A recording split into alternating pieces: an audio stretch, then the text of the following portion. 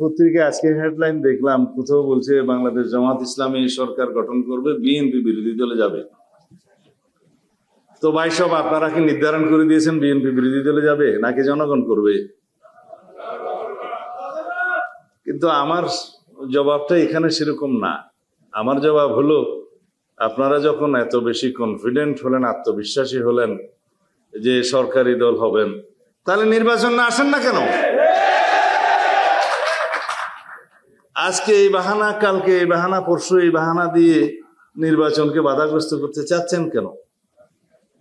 উদ্দেশ্য কি সেটা তো আমরা জানি, আরো একটু কিছুদিন পরে বলবো।